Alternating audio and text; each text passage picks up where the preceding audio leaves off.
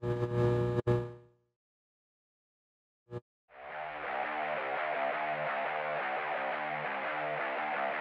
this episode of Rock Garage, we're in Maine to see why they call Joe Pierce the Maniac.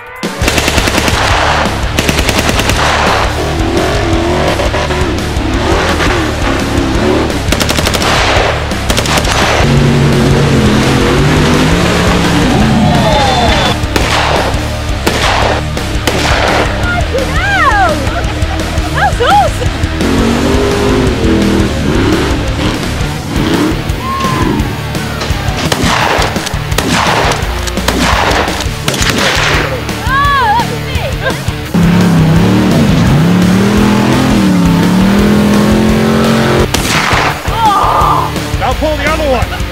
You! I'm not doing that again. Let it rip.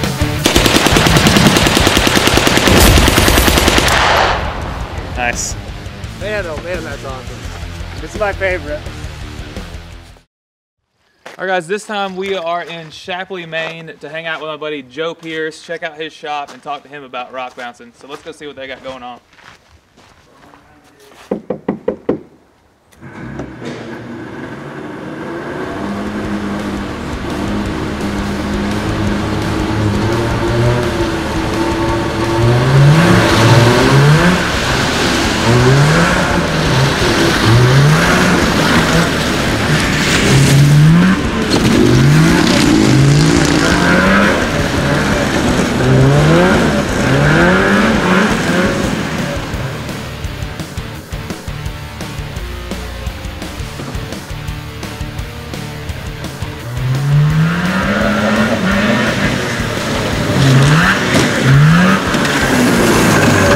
I don't know if you guys are crazy.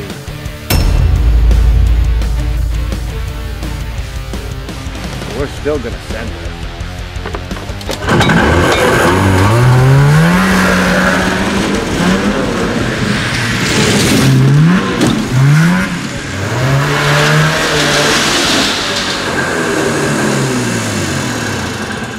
Well, now that you've all seen the Super Twin go, let's look around the shop.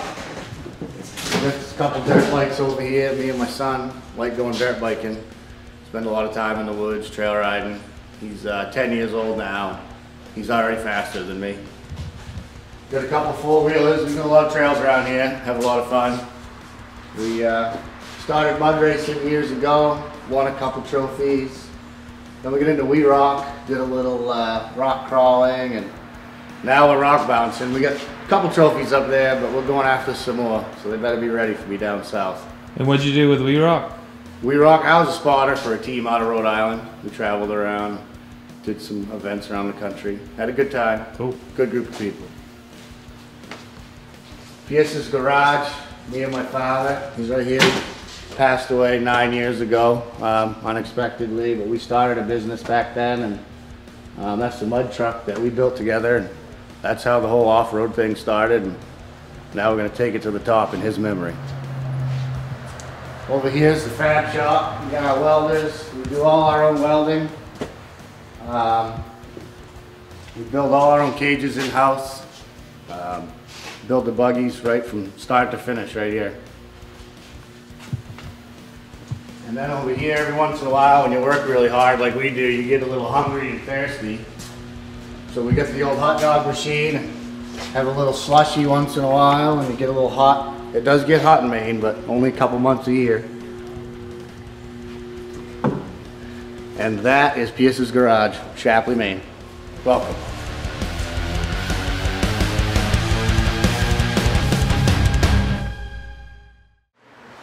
All right, guys, I'm here with Joe from Maine. We had to come up here to Maine for an off-road event, and we just could not pass up the chance to come by and check out his place and talk rock bouncing with him. So, Joe, tell us how you got into this sport. So what vehicle did you start off with in the off-road world? Well, we started off mud racing. We built an '86 Chevy pickup, put a lift in it, nasty small block, and started doing off-road and racing. And how did you get from having a mud truck to getting into what you do now? Well, we actually started, we built a tough truck. Yeah? We got to these mud races, and I watched these guys jump in these tough trucks, and so we decided to build one of those and built our first full link and started jumping it and built a truggy, had a set of 47s on it. Nice. Yeah, and then we started trail riding it. And I fell right in love, started traveling the country, wheeling, and having a good time. Cool. And how'd you get from that to getting into a rock bouncer and building your own rock bouncer? I saw a video on YouTube, just like everybody else, called Fat Girl Wheelie. Yeah. I'll never forget it. And I thought that was the coolest thing, and then started watching more videos. Next thing, I was just in love with it, so I had to build one. Had to have it. Heck yeah. A lot of people are getting into the sport that way. It's pretty wild, the reach that YouTube has and how it gets folks involved. All right, so tell us about the vehicle behind you and how you got started building it and everything with it. Well, we started off 3 years ago. I built a new chassis, and we built it for Universal. We go to Arizona a lot, so I wanted to be able to drive it in the desert.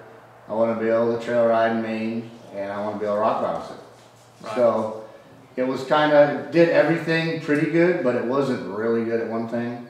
And then this past winter, we decided we were going to chase down those point series and them rock bouncers. So we made it a full race rig. Cool. So tell us about some of the changes you made to it to make it a full-blown race rig. Well, I lowered it about 7 inches. Really? I moved the front end back 1 inch, and I moved the rear end back 6 inches.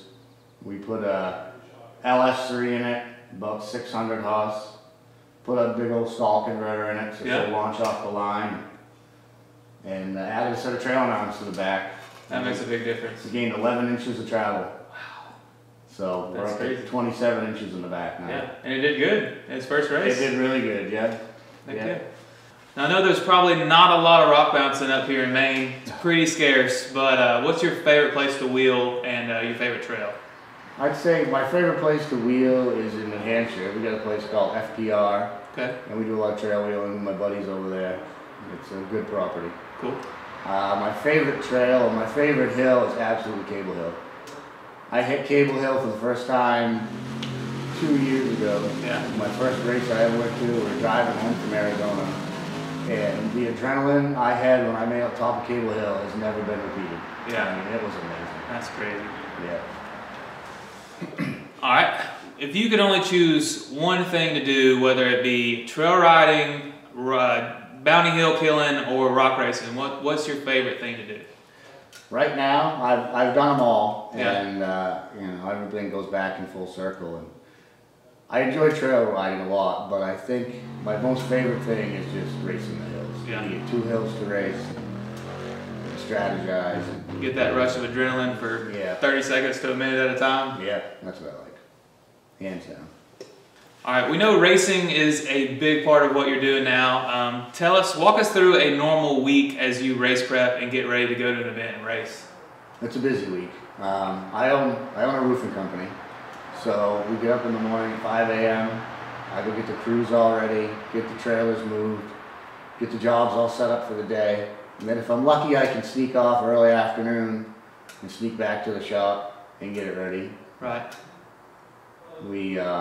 And then we have to leave on Thursday because all these races are so far away. So. Yeah, that's crazy. I don't think anyone drives quite as far as Joe does. I mean, he's in Maine. Most of the races are in the southeast, so it's nothing for him to drive 20 hours. On average to an event, which is nuts. I drive 7 hours sometimes and think that's too much. So a lot of commitment here for these guys to come all the way from Maine and race like I do. A lot of people ask me why I drive 20 hours to race for a minute, but it's just amazing. I love every second of it.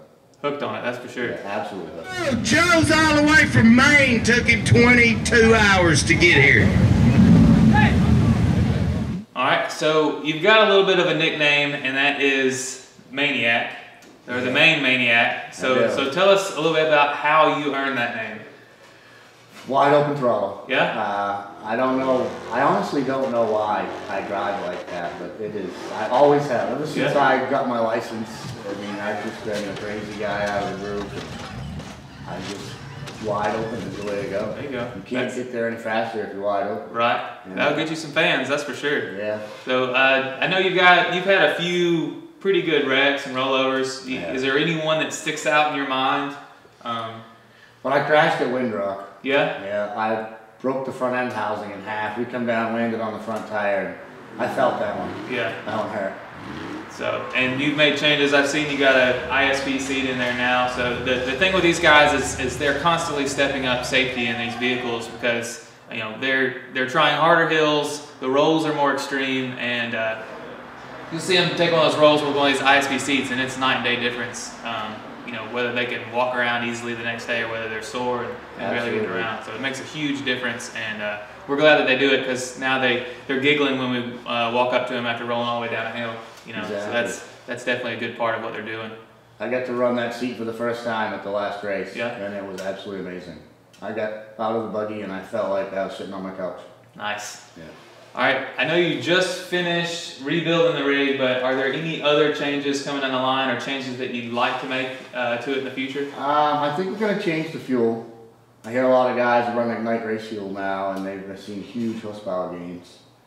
And we might switch the transmission and transfer case up a little bit, change the gearing, make it a little stronger. But other than that, we're really happy with the chassis and the new design of the suspension. Yeah. It's working great. It worked really good at Bust Knuckle Off-Road Park 2 weekends ago. It worked extremely well. I mean, that was right out of the box. Yeah, first time I drove it, we had no seat time. I guessed on the shock tuning, and we just sent it. Yeah. And it went great. That's awesome. Did really well. We were pumped. I know there's a lot of competition in the rock bouncing world, but this is always a good question that's really entertaining to the folks out there that are watching. If you could have anyone else's rig other than your own, whose would it be and why? If it was for racing purposes, I would have Tim Cameron's buggy, hands down. And his suspension just works beautifully. It's absolutely amazing. If I was trail riding, I would pick Bobby Tanner's buggy. Just because it's so awesome. Just tough, and it's not going to break. It's tough, and it's famous, and it's definitely something I would love to drive. Yeah, those are two good choices. Those would definitely be on top of my list too. All right, what is your? I mean, I know you've done the mud truck stuff, you've done the rock crawling, trail riding, all that. But what is your favorite part about the sport of rock bouncing? Every sport I've ever been involved in, rock bouncing, the competitors care about each other more than they care about winning. Everybody says it's a family and rock bouncing, and it's true. It's a fact. I mean, and I'm a Yankee. I drove down south. I didn't know what was going to happen. And, I got down there, and I was welcomed with open arms. Yeah. I mean, everybody was just amazing. Yeah. And that is the best thing I love about it. Absolutely. And I miss my friends every time I leave. Yeah.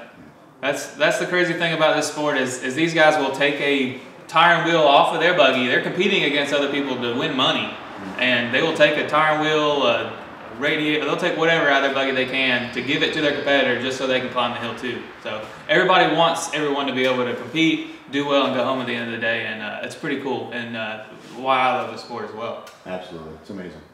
All right, here's one of my favorite parts about the Rock Rod Garage episodes, and that is we're going to do a quick little lightning round. I posted on our Facebook page earlier today, if you could ask Joe Pierce from Maine anything, what would it be? And so we're going to run through a few questions real quick and see what he can say. All right, the first one, why do you have such a funny accent? Why do I have a funny accent? Because I live in the north, and I'm sure the person that asked that is from the south. Right? Yeah.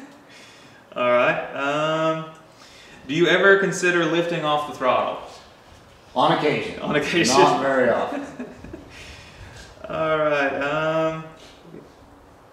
This is a good one. If a buggy falls on top of your buggy and nobody sees it, did it really happen? It happened because I got a dent. He brought a brand new buggy to the last race at Bust Knuckle Off-Road Park, and somebody rolled down the hill and basically landed on top of your buggy. And the worst part was my fiance told me to move the buggy before that, and I didn't listen to her. Gotta listen to your old lady. They're right sometimes. Yeah. All right, this is another good one. It's cold up here in Maine. I mean, where were you in May, June now? May? May. I don't know when middle of May. We're in the middle of May and it's cold up here. We're wearing hoodies. How do you keep warm in a rock bouncer when you're riding during the winter? I don't ride in the winter. You just don't ride in the winter? I don't ride in the winter. I ride the Super Twin in the winter. He rides the Super Twin in the winter. You don't go snow bouncing? No, I've done it a couple times years ago, and it's cold. Yeah. Just gotta turn that fan around and have it blow hot air on you, I guess. Yeah. A little bit. I'd have to get a cab truck. Cab truck. Yeah. Get a cab truck, that's the answer. Yeah. All right. This is another good one. Who does your shock tuning? I do all my own shock tuning. Yep. ADS shocks have helped me out a bunch, and they taught me how to take them apart and tune them, and it's worked out great. Heck yeah. Somebody asked, why do you live so far away? Do you have any want to move to the southeast so you can be closer to Rock Bounce, or are you gonna wait on Rock Bouncing to eventually actually have the Northern Series and be up here racing closer to home? Nah, I'm not going anywhere anytime soon. No, I mean my whole family. I've born and raised in this little town. My grandparents and parents, we all grew up here. You know, my business is based out of here. I'm 40 years old. I don't want to start my business over again. I heard that. Yeah. So hopefully I can retire early. Yeah. And we'll go down south in the wintertime. Yeah. Just get some big sponsors and just that's the Rock plan. Bounce for the living. That's the plan. If anybody out there wants to sponsor it, we're accepting it. Yeah. That's another thing about these guys is no one does this sport for for a living. They're all busting their butt 9 to 5 during the week. Doing their own businesses 9 to 5. That's fun. Yeah, when you own your own business, 9 to 5 doesn't happen. Yeah. Believe me, I know. So they're busting their butts to be able to go to these races and race for pennies compared to what they're what they got in these vehicles. So it's pretty wild, and you guys should make sure to support these guys, and any way you can, watch the videos and check out their pages and stuff on Facebook and social media, and give them all the support you can. Is there anything you want to say to the fans and your sponsors and stuff out there before we go? Yeah, I'd like to thank all the fans. I mean, everybody that supports us, and that's how we keep rolling, and that's why I do it. I love putting on a show. I love putting a smile on people's face, and that's just a trait that my father passed down to me, and he was the same way. And that's why I do it, mainly, to make people happy. That's right. You got some sponsors you want to talk about? I got a few sponsors. Austin Machine, they helped me out a lot. It's a local machine shop. RCV Axles.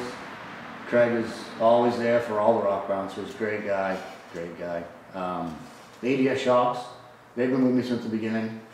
They're one of those people that I couldn't do without them.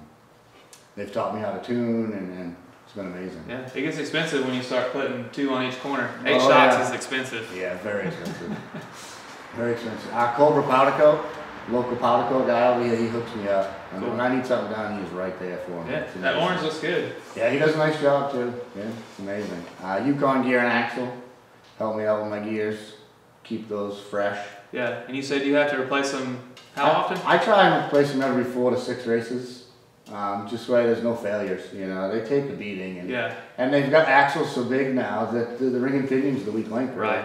So if you keep those fresh, you won't break. Yeah, and that's 14-bolt ring and pinions right. We're talking about that he's having to replace every 4 to 5 races. Yeah. Is that a race secret, or should we not show that? That's fine. That's fine. They can know. Yeah. Anybody else? So Archie's Off-Road, it's a local off-road company, and they help me out every year. They get me to 1 race a year. Cool. Which is not cheap. Yeah, that definitely helps. Yeah, it does, absolutely. And Let's Roll Off-Road, my buddy Andrew out there in Arizona, he's been with me since the beginning, helping me. They race Ultra 4, so he's got some good advice, and he knows all about racing. Heck yeah. It's been good. Cool. Yeah. Awesome. I'd like to thank Clyde and the race series, SRRS.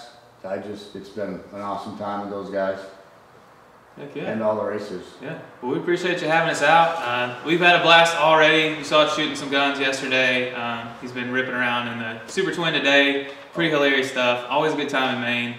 If you guys want to check out some older episodes of Rock Garage, you can check them out over here. Be sure to hit that subscribe button if you haven't already. And as always, thanks for watching. Thanks.